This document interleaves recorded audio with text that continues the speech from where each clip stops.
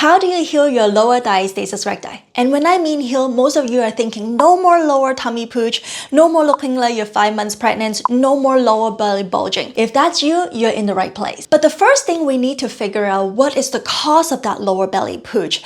Now we know that perhaps you have a lower diastasis recti that might be 3 fingers gap, but what else?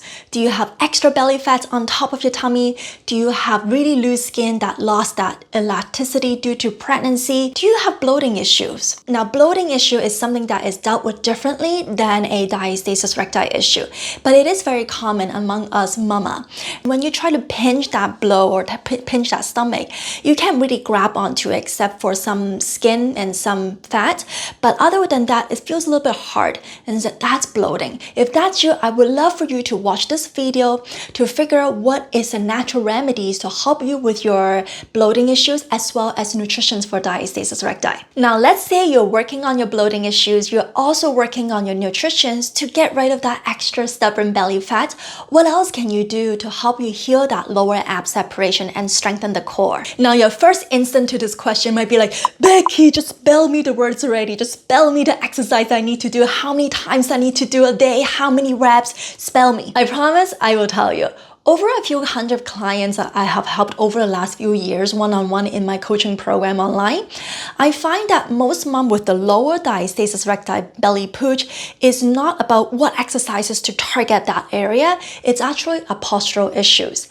And the other main problem is the strengthening issues. But bear with me for about 30 seconds here because I wanted to show you something. So drop whatever you're doing. I only need 30 seconds. I want you to just lie down on the floor like this.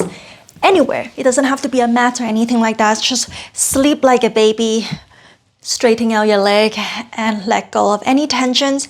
Now I want you to pay attention to see and feel if you have any gap. Like me, I'm able to fit a palm underneath my back and the spine and the mats here. You can see my hand. Can you just take a picture or like take a look at yourself beside a mirror or just feeling for it, right, with your hand? Is the arch like this pretty big? Or is there no gap at all like this? What does the space between the ground and the spine means to you? Now, the more the space there is between your spine and the ground, that means the tighter the hip flexors that you have. The hip flexors muscles are a group of muscles that originate on the front of the spine and pelvis, cross the front of your hips and attach to the inside of your upper legs. It helps to bring your knees toward your chest, allow the legs to travel behind the body when they are lengthened. They stabilize movement like standing, walking up and down the stairs. Now, when you have a big arch on the back while you're lying on the floor, that means your hip flexor is quite tight. That prevents your leg from traveling behind the body when you're walking, running, walking up and down the stairs. So that means your body is trying to compensate with other muscles group because your body is so smart, it's trying to help you to relieve that tightness. So most often than not, you're going to tilt your pelvis like that, arching your back more to relieve that pressure in the front. And so you're opening up that muscles here more because you're arching your back more. You can see it from myself as well. You can see that my belly is trying to push out more when I am trying to get into this position by arching my back more because I'm trying to relieve that tightness in my hip flexor and my quad muscles here. This way, it will not help you with the lower abdomen because you're trying to close and heal the gap, right? But then in this position, you're only opening up this opening more, that stretchiness more. So you're allowing your belly to push out more. So we need to address the root cause of this problem of the tight hip flexor by stretching and by strengthening this hip flexor muscles. So stretches such as pigeon pose, kneeling lunges, bridges, butterfly stretches, those are all great stretches and including squat as well to help you to be more mobile, to use your glutes muscles and also to release that pressure on your hip flexor. Now, also habit is very important. It's not just about stretching, not just about exercises, because that is only about 20 to 30 minutes of the day that you will do those stretches, right? But if the rest of your day you're still sitting there on your desk, right, hunching over, you are always contracting that hip flexor when you're sitting. So that is not allowing you to use to use and lengthen and contracting your hip flexor because you're constantly in a contract mode. So I would suggest you to, if you're on your desk all the time, I would suggest you to get a stand-up desk. You don't even have to buy a full-blown stand-up desk. I have a desk that I can just raise up and lower down when I don't need to use it. And or if you're at like an off-site office and they don't have these kind of stand-up desk, I would suggest you to walk around 1 to 2 minutes every half an hour. Just walk around, stretch out your bodies, lengthen those legs out, and like even do some of those stretches I told you earlier. And this will really help you to release that pressure and build that strength on your hip flexor so you can use your glutes, use your lower core. So one thing that I really like doing that incorporate all these stretches and also to strengthen your body is doing a total body workout using weight, using your own body weight. By using your own body weight, you can sweat, you can doing something fun like HIIT exercises that focus on the lower body part and with some stability and stretching exercises into the components of a total body workout.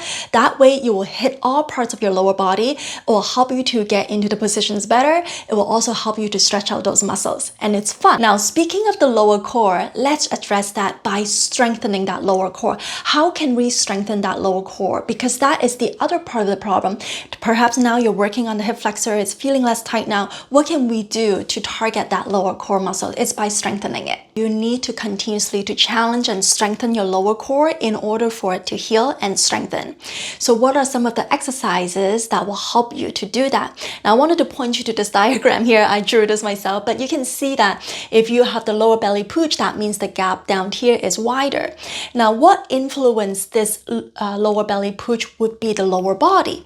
So the lower body will heavily influence the lower core. And so when you're doing double leg raises, leg lift, dead bug, boat poses, just like these one here, when you lie on the floor, you raises your leg, or you can do a boat pose where you extend your leg out and in, or you're raising your bum off the floor, you're raising both leg up or one leg up.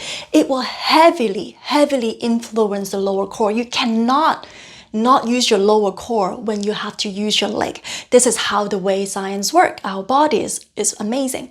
So when you do more lower body of the workout, especially isolated workouts, such as the one that I suggested earlier, you can really work hard on the core. But the thing is, you need to work on that, loosening up that hip flexor if you have a tight hip flexor. Because oftentimes when you're lying on the floor, your back is going to arch up. When you're arching your back up, you can cause yourself to have injury, to have more back pain. And beside that, you need to learn how to mind to muscles connect. Because if you're not able to connect with your core muscles in the first place, no matter what you do, it's also going to be very hard for you to use your lower core. So I would love for you to check out this video right here. The only 3 exercises that you need for you to actually start healing. So go check this video out. It's very simple exercises and you can start doing it today and start healing. Talk to you later.